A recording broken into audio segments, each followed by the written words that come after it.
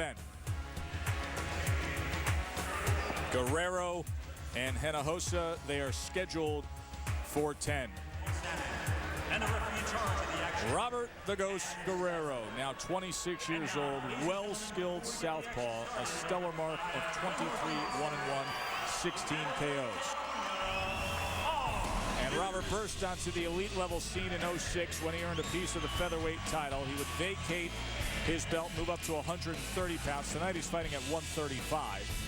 Perhaps the toughest challenge of his life came outside the ring. In 07, his wife Casey was diagnosed with leukemia.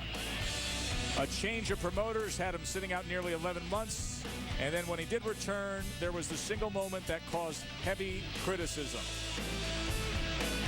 Let's take you back to March 7th, facing Duan Jordan. And after a hard-fought first round, a clash of heads came in the second round. Here it is, and it opened up a jagged cut going down the middle of his right brow. There was bleeding, and then this exchange with ref and physician. Listen to this. If he can't see, there's nothing I can do. That is a bad cut, and it's going in his eye.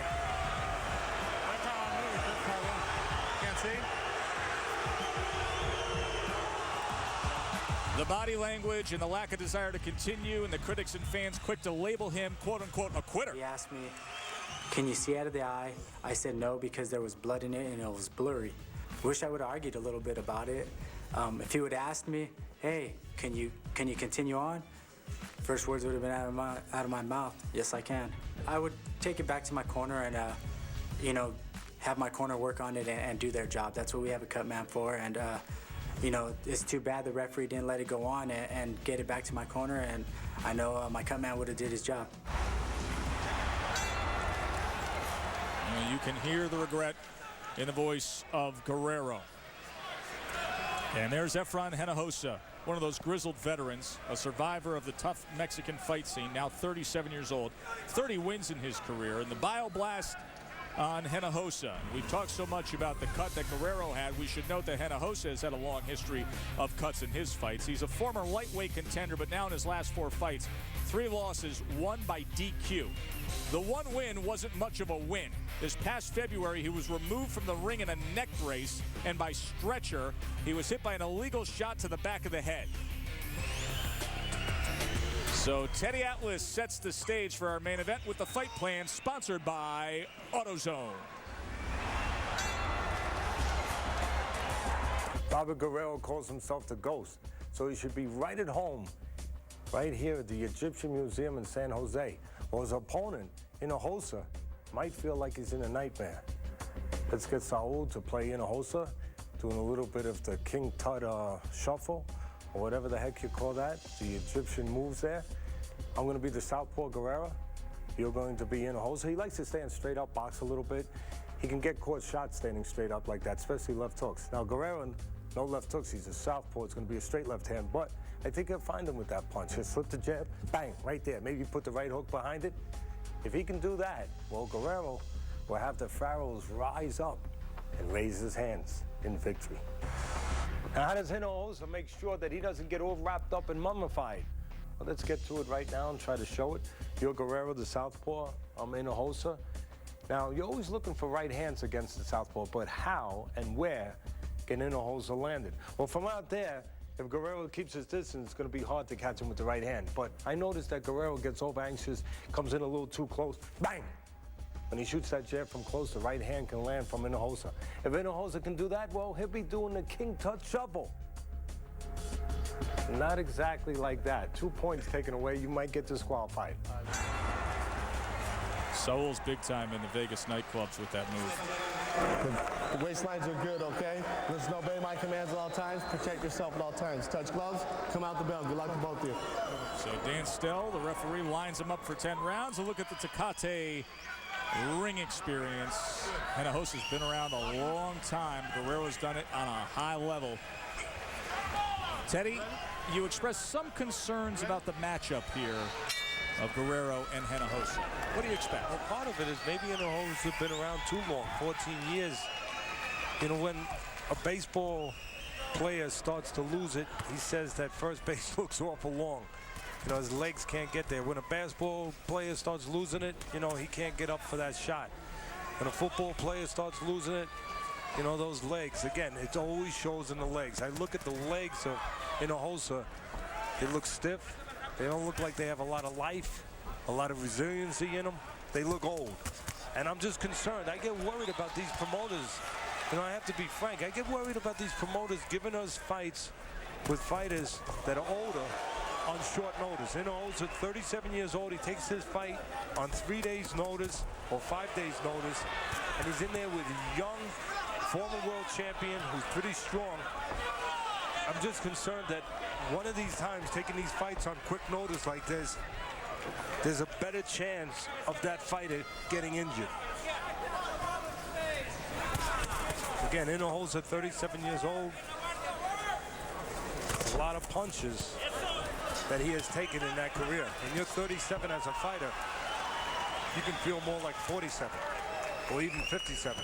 Johnny Edwards was to be the opponent for Guerrero tonight, but he pulled out with a back injury, and Hinojosa takes the fight on short notice.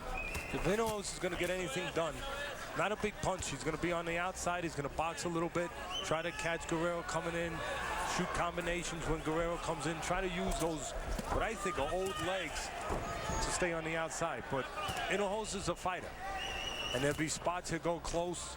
It goes downstairs to the body, do a little shoot shine downstairs and upstairs. But to me, the flaws in Hinojosa, he stands too straight up. And somewhere along the line, Guerrero should take advantage of that. Watch your head. Let's go. You know, I watch Guerrero sometimes, and he's a southpaw. You want to use that southpaw lead punch, that right jab. He doesn't shoot it to land. He just shoots it out. Watch it. It's really strange. He just shoots it out, sort of keep the guy in front of him. Like that. He'll shoot it out quick, but not to land. Always short. And to me, that's a flaw in the makeup of Guerrero, but I don't know if he's going to pay for it with Hinojosa. And again, you see that jab with the southpaw. Guerrero, every once in a while, he'll shoot it out, but he doesn't step in with it. It almost looks like he's not trying to land with it. He's just trying to get direction, trying to get a little distance control for the other punches. Just a rangefinder there as we come to the end of round number 1. Top 10 ranked in the world, Robert Guerrero in action in the main event. California's own in front of the California fans. Robert the Ghost Guerrero. It was just a couple months ago that he suffered that bad cut. There it is on the left side of your screen, the cut that had the no contest and fans booing back in March. And here's the repaired cut, 23 stitches and 2 months of no contact later. Well, you know it's healed on the outside. Is it healed underneath? That's what a trainer wants to know. That's what a boxing guy wants to know. Did it come together underneath? On top, it looks great. And that's what you're going to find out, possibly, if Hinojosa is up to testing it a little bit.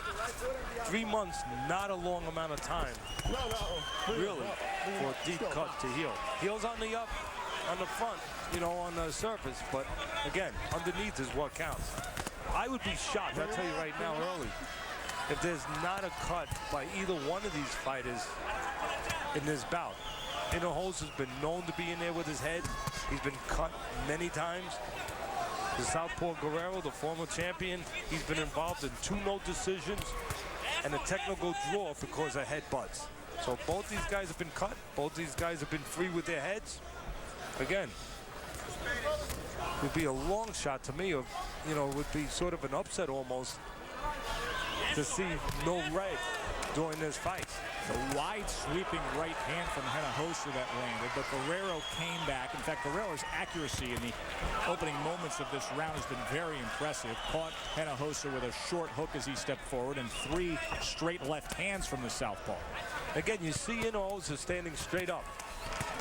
Sooner or later, he's going to be a target there for something up top by Guerrero. Hinojosa trying to use those legs, and there you see the left hand. We talked about it on the fight plan, but Guerrero's going to look to slip the jab and come back with the left hand, and you see him starting to score now. Again, I don't like the legs. I said this before the fight started. I don't like those stiff legs, those old-looking legs of Hinojosa, who's lost 3 of his last 4 fights. And as you said, Joe, the only win that Hinojosa has in his last 4 fights was by disqualification. He was carried out on a stretcher. Sharp left hand by Guerrero. He's had his way over the course of the last 45 seconds. Very accurate work. Again, the power hand for the southpaw Guerrero, the backhand. The left hand where he can turn his foot, like he did right there. He can turn it back into that punch. And Hinojosa's always been a sucker, so to speak, for left hooks. Well, no left hook from the southpaw, but straight left hand, it has served the job.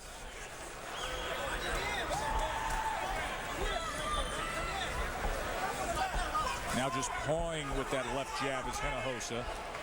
And no power by Hinojosa. Doesn't have pop on his punches. Return fire from Guerrero. And again, you see what Hinojosa does. Tries to step in, step out a little bit, and there the heads come very close to banging. No, you don't need. There is the ghost. I told you his wife Casey has been bravely battling leukemia since she was diagnosed back in 07. And Robert has been steady and supportive. He's altered training camps to be by his wife's side during chemotherapy sessions. But he has been quite determined the past couple months to handle his own business, as that is shedding the label of criticism that fell upon him after his last fight that was stopped due to a cut on his right brow, a clash of heads. It was a no contest, but many in the business labeled him a quitter, and the Guerrero camp felt that was unfair, that he had dealt with situations in the past that he has fought through bravely, both injuries and a cut, and now he's out to prove himself here tonight against Hinojosa.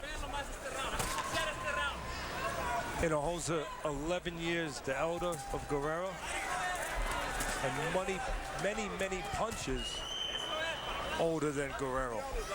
And that's how you judge the age of a fighter, not chronologically, but by the amount of punches he's taken. I was able to visit with Bob Santos and Shelly Finkel, the co-managers for Robert Guerrero, and they said that if he gets through tonight with a win and comes out of the fight clean, then he will fight for the IBF title at 130 pounds against Malcolm Clausen. Talk about the cut that was over the right eye of Guerrero that's healed up, at least on the surface, that he suffered 3 months ago in his last fight. There's scar tissue over the left eye of Hinojosa, who's been, again, as I said earlier, been cut many times in his career. And again, both these fighters, when they get in close, they get into being a little bit of a billy goat. Their heads come close.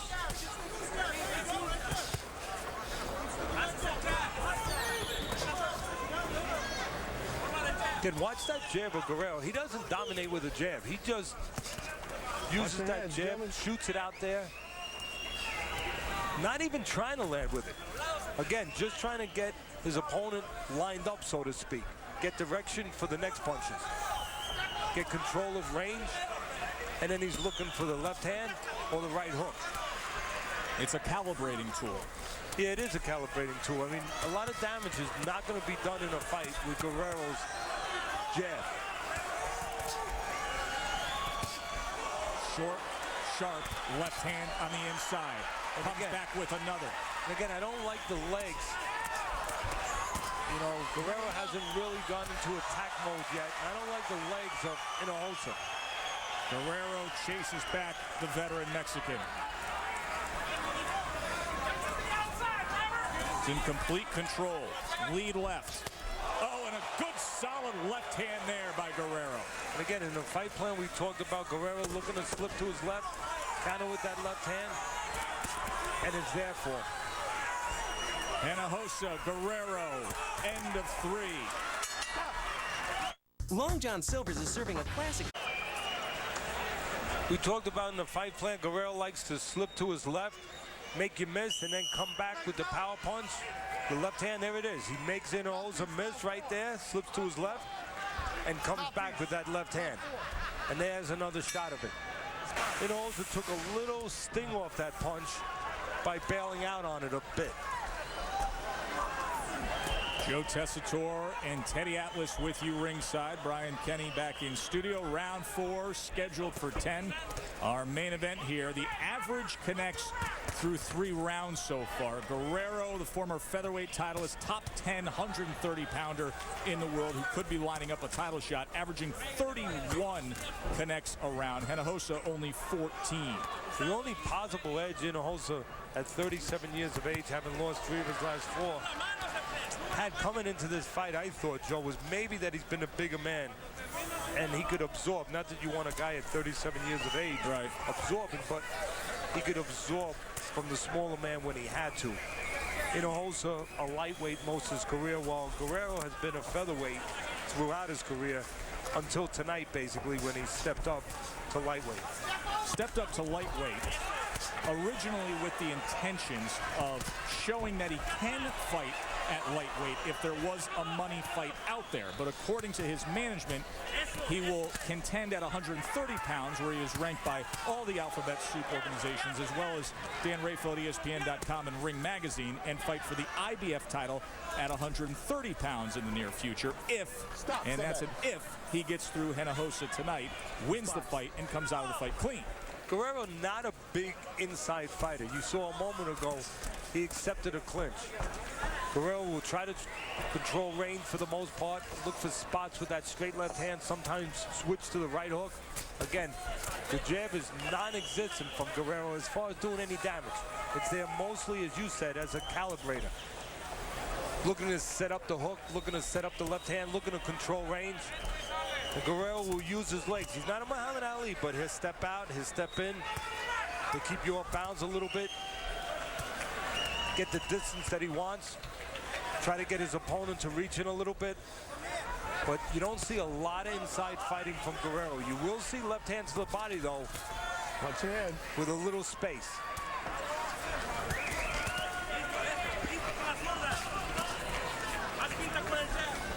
And another thing that Guerrero's good at is he will switch with that left hand pretty good. He'll go downstairs with the left hand, then he'll go upstairs with the left hand. I've seen him also use that left uppercut and then bring it upstairs.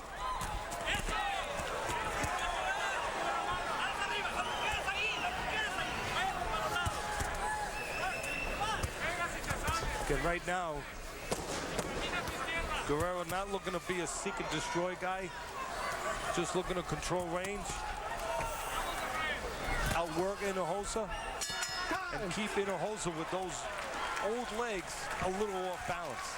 Glad you're with us here, Joe and Teddy, in San Jose. And, of course, you'll be able to visit with us nonstop. All the gamers out there, soon to get out there and buy the EA Fight Night Round 4. Much anticipated video game coming out on June 25th. Of course, Teddy and I are the voice of that video game. Oh, Teddy, this was like our prison cell here for 2 weeks, 8 hours a day, voicing line after line of the game. I'll tell you, it was a lot of fun because unlike most video games that are strictly scripted, this was pure analysis of all the possible fights that you can play in Fight Night, including, how about this fight? You talk about a super matchup. This is what you can do in the new Fight Night game. All-time greats versus current greats. Manny Pacquiao versus Pernell Whitaker. The graphics is really great. I mean, the animation is terrific. Let's go, let's go! How much would you have loved to see this fight? Well, you can make any fight you want. I mean, that's what's so great about this game with EA Sports.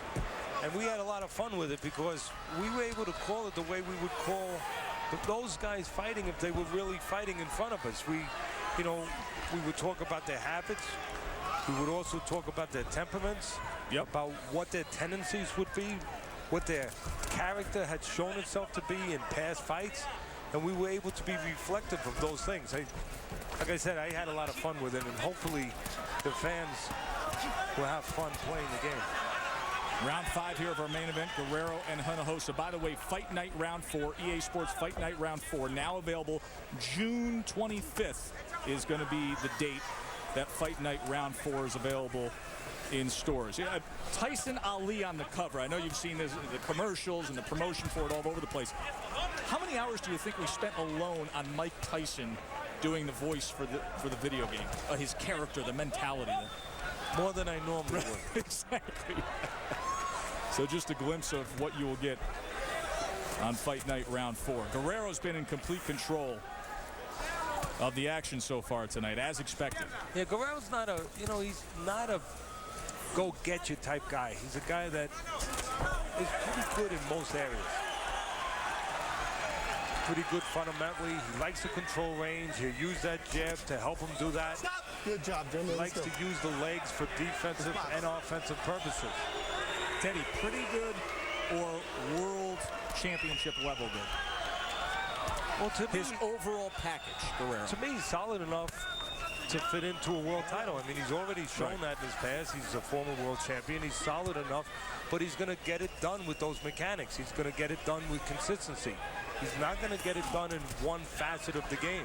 He's not incredibly fast. He's not incredibly busy. He's not an incredible puncher. He's going to have probably an even-keeled performance in most cases to get it done.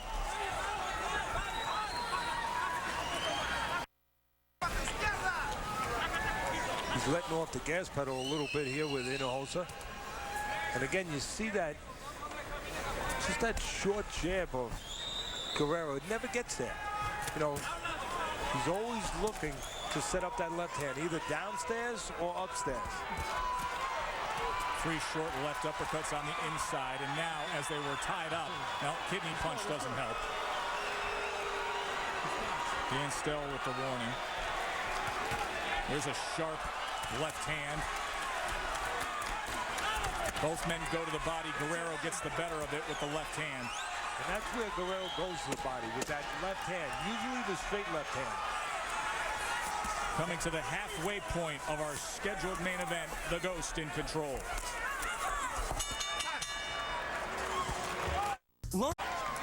Well, there's Ring Magazine's rankings at 130 pounds. And you see number 9 is Robert the Ghost Guerrero in front of us tonight, from a featherweight titleist. Number 2 is Malcolm Clausen. He has the IBF belt, and the word we are getting from the camp of Guerrero is that the Ghost will fight for that title, fighting at lightweight here tonight. He wanted to go out and prove that he can fight at lightweight if the cash is there for a big money fight.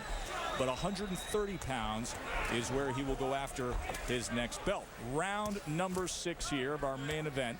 Efren Hinojosa. Teddy, draw me up a scenario where Hinojosa can get himself into this fight as quickly as possible. I don't know if I can, to be quite honest with you. He doesn't have the power to pull a fight out of the fire.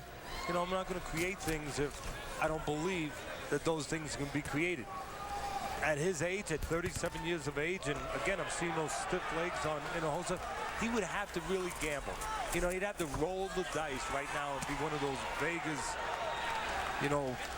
heavy gamblers that is pushing all the chips forward. And I don't know that he's physically or mentally ready to fight that kind of fight at this point in his career. You could see that Hinojosa is kind of making my words a little bit true right now. Picking his spots a little bit.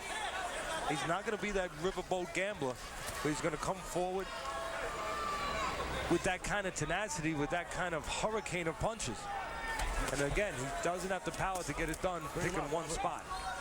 The throwaway jab that's ended up with 3 straight left hands to the body on the back end. Well, Guerrero likes to do that. He'll use that jab up high, try to get you thinking up tall, and then he'll drop down. He'll bend those legs quickly and find an opening for the left hand. Guerrero, that is one of the better things Guerrero does, is set up that left hand to the body. Stop it. Let go, See, let go. that's what I'm talking about, Joe, right there. Guerrero, not an inside fighter. With Hinojosa, if he was, he'd be one tonight, because Hinojosa gives you a target on the inside. He stands tall, he doesn't become small, and you could really find them in there.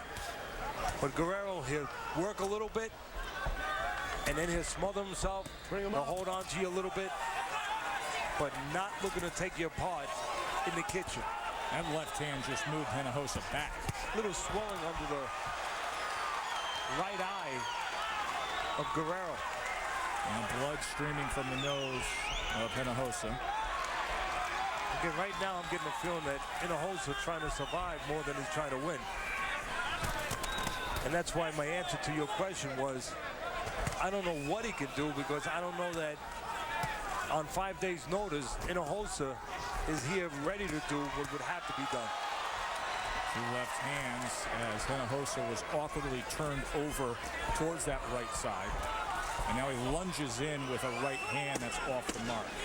We come to the end of round number 6. We will have 4 more to go, but first, a check-in with Brian Kenny. BK. All right, Joe, thank you. We were talking about Miguel Cotto and Joshua Clottey in New York City this weekend, the big fight this weekend. Let's go to Dan Rayfield, who's been at all the big events this weekend in New York City. Dan, what should we know about tomorrow night between Cotto and Clottey? Hey, Brian. Well, they both made weight today. Looked like they made it quite easily, and Miguel Cotto was 146 pounds. Josh Clottey, 147. Both guys looked ripped and ready to go, and they're expecting a near sold-out crowd of over 18,000 at the Garden tomorrow night. All right, also the Boxing Writers Dinner tonight in New York City. Dan, what was the highlight there? Well, the highlight of the dinner was probably that Manny Pacquiao came across the world, a 22-hour flight, I guess, from the Philippines, landed in New York City around 3 o'clock, went to his hotel to hang out, came to the dinner, accepted his 2008 Fighter of the Year award, gave a great speech. A lot of Filipinos on hand, besieged by autograph seekers. Just a really wonderful event. His trainer, Freddie Roach, picking up the Trainer of the Year award. Israel Vasquez was there to pick up the Fight of the Year award. Unfortunately, his partner in crime, Rafael Marquez, was on his way from Mexico City, was involved in a minor car accident in Mexico City on his way to the airport and was unable to make it, but he's okay, I'm told. So one guy was there to get the award, but it was just a really wonderful evening to honor all the boxing greats. All right, Dan, thank you so much. Let's go back to San Jose. Joe and Teddy. Joe? Thanks, BK. Good insight there from the happenings in New York. Of course, Vasquez Marquez was something special, and undoubtedly the fighter of the year, Manny Pacquiao.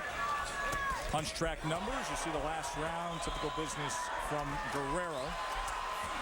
And now Hinojosa trying to match him on the inside. Guerrero getting the best of its separation with the left uppercut. Hinojosa is trying to concentrate on the one thing that makes sense to concentrate on against the southpaw, a right hand. Oh, good sharp left hand from Guerrero. If I'm the referee, I'm watching Hinojosa. Wow. I said it earlier, I didn't wait until late. I was concerned about this fight. A guy like Hinojosa taking this fight, 5 days notice, lost 3 of his last 4. If I'm the ref, I'm very close to stopping this fight. Yeah, I mean, Hinojosa is taking a lot, and Guerrero just keeps on giving it. And again, like I said earlier, Joe, I'm concerned about, promoters giving us fights on quick notice. I know it happens sometimes, but it just brings up the danger level a little more. Clash of heads moments ago, and now there's blood streaming down the left eye of Robert Guerrero. Clash of heads just opened uppercut on Guerrero. I said early on, I'd be shocked if there was no cuts in this fight because of the tendency of these fighters getting in there with their heads, and they've been both cut before. You can see Hinojosa trying to get lucky, winging that right hand, and catching Guerrero with a looping right hand. So now Guerrero, on a night where he's had his way, does get that moment to have redemption. He does get that moment to show that I will fight right through a clash of heads and a cut around an eye, unlike he did back in March. In a way, he's getting the script, the scenario that he wants. That's a very good point, Joe. I mean, a lot of people would have said, hey, look, he beat a washed-up fighter. What did he show? But he's been cut, and now he's showing his mettle. He's showing his behavior of a fighter, things people want to see. I don't know what the definition of a fighter is in Webster Dictionary, but for most people, the definition is to overcome. And that's what people expect to see when they see a fighter. So true, Teddy. I mean, that's exactly the script you would want if you're Guerrero. Have a fight that you control and have a moment where you show that you can overcome adversity or you can overcome discomfort. And he has that moment now in the 7th round. A clash of heads, a cut. He just fights right through it, didn't even stop. Moved right along and kept on going. Coming to the end here of round number 7. As the 26-year-old ghost, Robert Guerrero. Now we'll have that cut to deal with. Let's go back and show you how that happened in the 7th round. Action in the middle of the ring. Both heads coming forward. Last time it was the right eye. This time, the left eye. And that's just habits that you pick up early in your career, fundamental habits where your head gets in front All right? of the lower they part want of to your see you body, cut. which They it got to should cut. not be. You know what I mean? That's what they want. If you're going to do it, baby. That's what they want to see. Yeah, you're going to fight with the cut, baby. That's what they want to see. You know, every once in a while, I think it's important that I use my forum to talk about things that I think should be corrected in the sport or paid attention to in the sport. Like a commission. A commission is a watchtower. It's a watchdog. It has to protect fighters, sometimes protect fighters from themselves.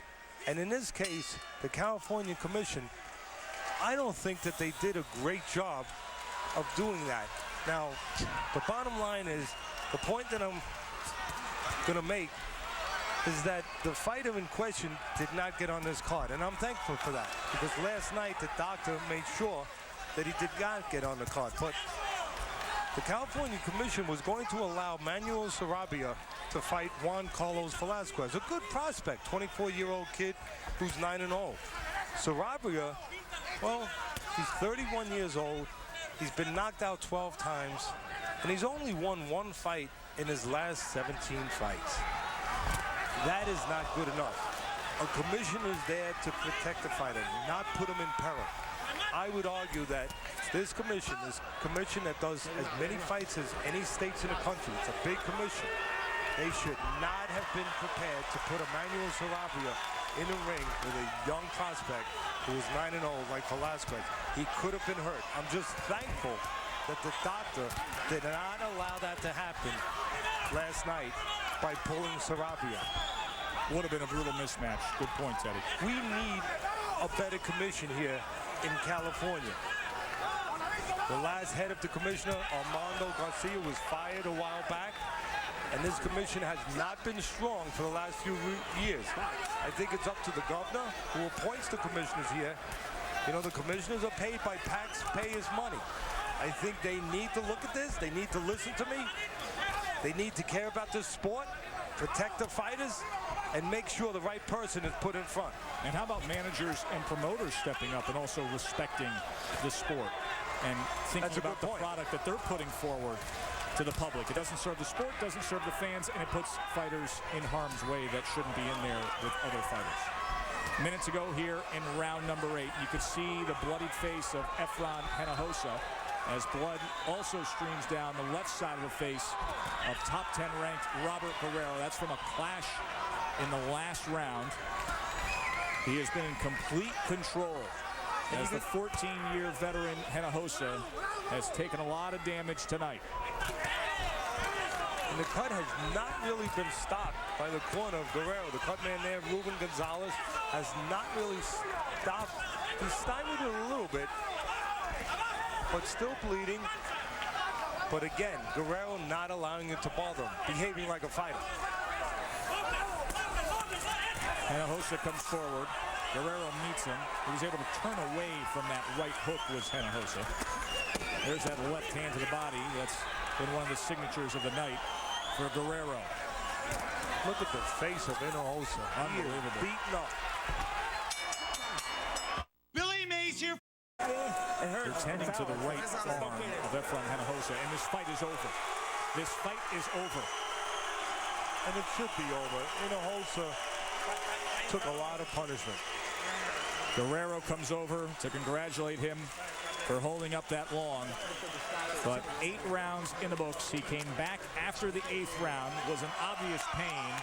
And Robert Guerrero now can celebrate with the local fans the way he's wanted to for the past couple months after that bad taste in his mouth the last time out. Let's look back at what happened in the corner of Efren Hinojosa as he went back. He got a little cramp. He just got a little cramp. His elbow, it's an injury. Look at him.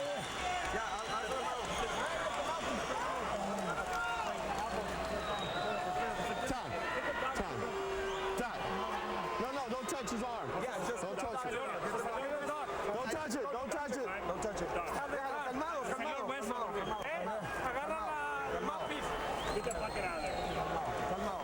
His arm.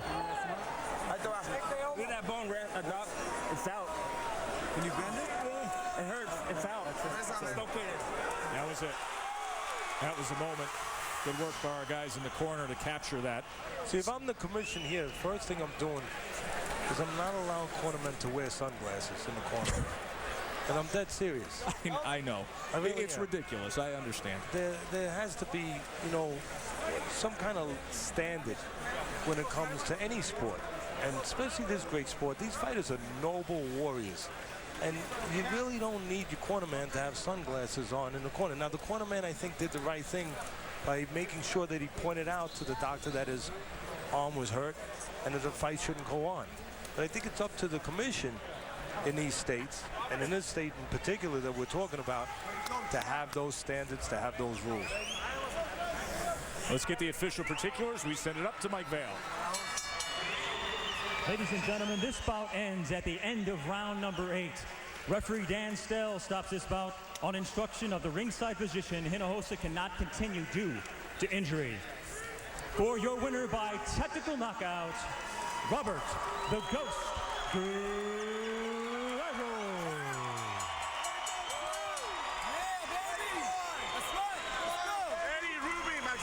Guerrero wins by TKO. Got the night he was looking for. We will talk to him ringside when we return to Friday Night Fights. Stay with us. The Ghost joining us ringside next. And by Verizon Wireless, America's largest mobile-to-mobile calling family. The HP Pavilion here, where the local fans have something to celebrate. Robert the Ghost Guerrero, 8th round TKO over Efren Hinojosa. He now joins us ringside. Oh, and what a difference a few months make. This has to be such a better feeling compared to what you just went through last time out and some of the criticism you took afterwards. Oh, yeah, especially getting a cut, fighting through it. You know, as I was watching the interviews, Teddy was saying, and how Lennox Lewis got cut. I mean, the heavyweight, how he got cut. Klitschko. Yeah, Klitschko. So. Well, let's talk about that, because Teddy and I were saying it. What a perfect script. You go out there, you do exactly what you're supposed to do. Then you do get that moment where you can redeem yourself. Yeah, there was the clash of heads, and you fought right through it. You didn't even hesitate, so you can put to rest what happened in March. Oh, yeah. This time there's no blood stuck in my eye, so, you know, they're able to keep going. Bob, this is going to sound like a crazy question, but I don't think it's that crazy when we're talking about what goes on in that ring, what goes on inside a fighter's heart, and mostly inside his mind. In some crazy way, were you almost glad you got cut, that you could get that past you and you could do what you had to do?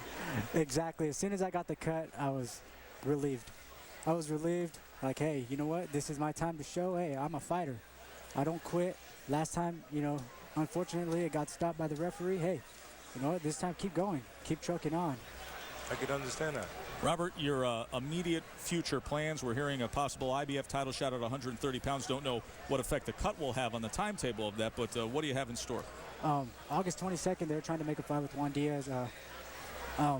You know, my management team, my promotional team, they sent the contract. You know, they didn't want to sign it. HBO wants to fight. I want the fight. I'm pretty sure all the fans will want the fight. This is my first fight at 135. I'm excited about it. I had one fight at 130. It went 2 rounds only, but you know, I feel good at 35. I feel real strong. Well, congratulations tonight. Now 24